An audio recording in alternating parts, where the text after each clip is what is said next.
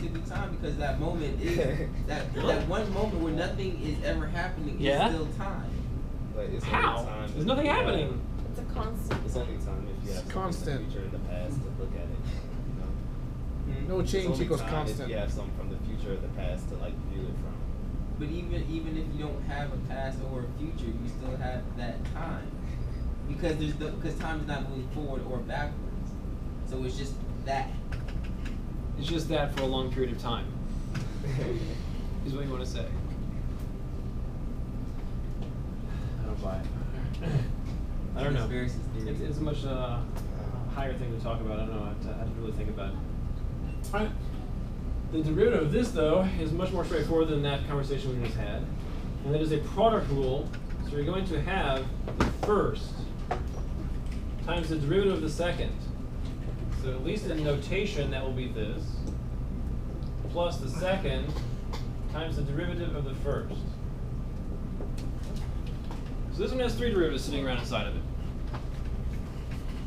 And it's because you had three letters to start with, and you took a derivative with respect to none of them. Right? Sum of the letter altogether. So three derivatives. One you want is dA dt, but you know about dw dt and dl dt. The rate of change is constant for length and width. They're not changing at different rates. So with dl dt and dw dt, would that be both be 20 seconds? Be 20 seconds? No, 20 seconds is the time. I mean, I thought that was the rate. Oh, like, I'll be 1 centimeter. It's increasing by 1 centimeter. So would that remains constant for both of them? That's right. Would that just be and then when you substitute the variables, it would be 2 Wait, for plus which one? 2. Of the length plus the width. You see what I mean? Well, hold on, slow down, hold on. Yes, but it's not 2 and 4. Hold on 1 second. Let me replace the dw dt and dl dt with what you said, the 1 centimeter per second. That is true.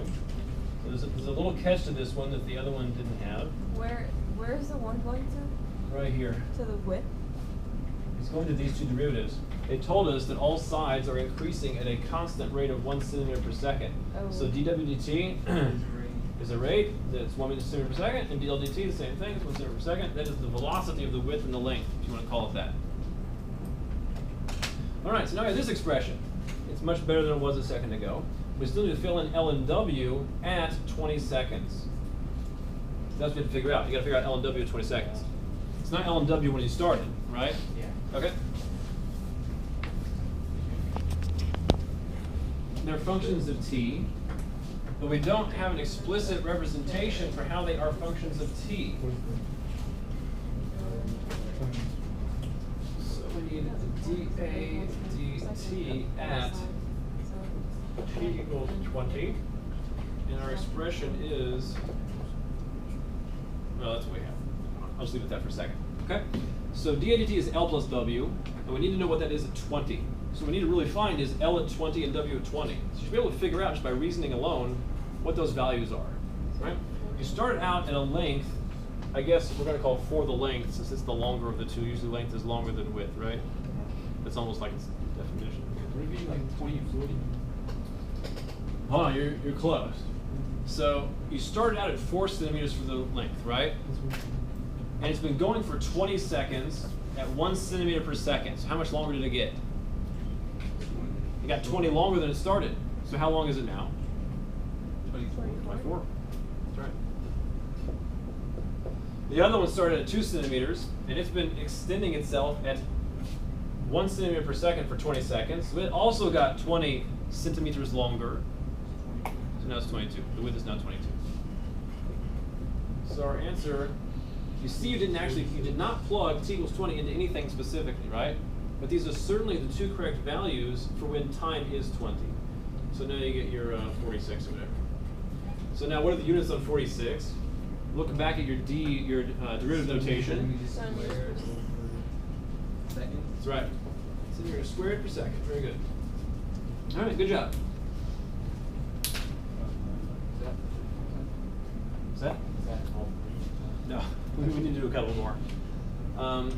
You see that was slightly harder than the first one. Right? They can get even more technical. Now, if you really wanted to, you could write out a formula for W and L. I did not in this problem because I think you can reason through it sufficiently well if you just think about what it's saying. But if you had to, you would write L equals your starting value plus what? 20. What's that? Or 1 Plus t. centimeter. And W is 2 plus t, right? Would that be? Because really, it's the rate times time, right?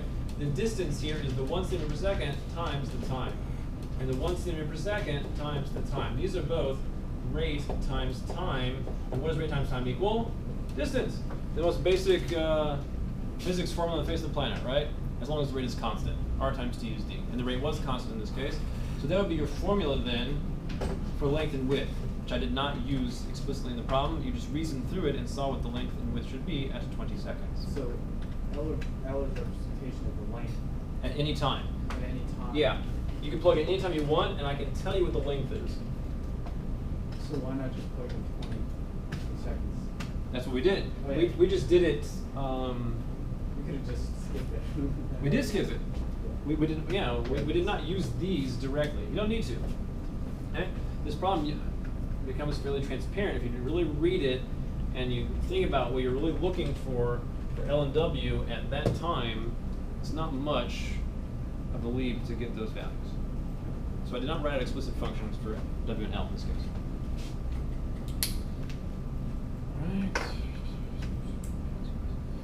16 and 17 are both classic problems. That's probably in every single textbook on the face of the planet. So we'll do both of those. 16 they have entitled as divergent paths.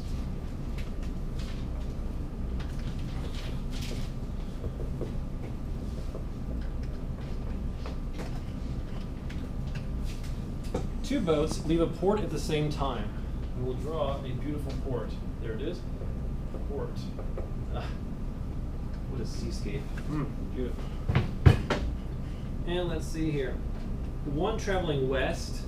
If I'm facing the board, which direction is west? Okay. So one of them is traveling westward. And one of them is traveling, I hope southward, so it makes the board work out well here. Oh, no, it's not. And the other one traveling southwest at 15 miles per hour. What's southwest? South and west. Like that? Yes. Okay. At what rate? 15 miles per hour. So 15 miles per hour here. What was the other one? 12?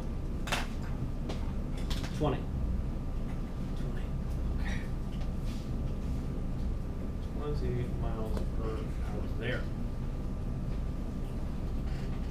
So let's see. All right, here's the question. At what rate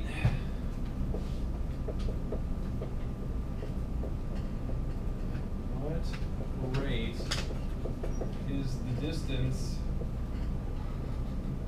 between them changing 30 minutes later?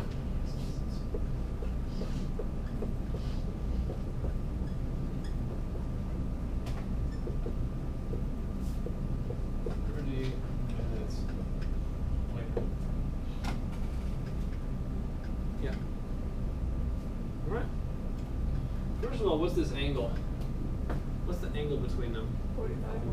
Yeah, it is, isn't it? It's a constant 45. Agreed? Even though one of them is going to end up further out than the other one, as a matter of fact,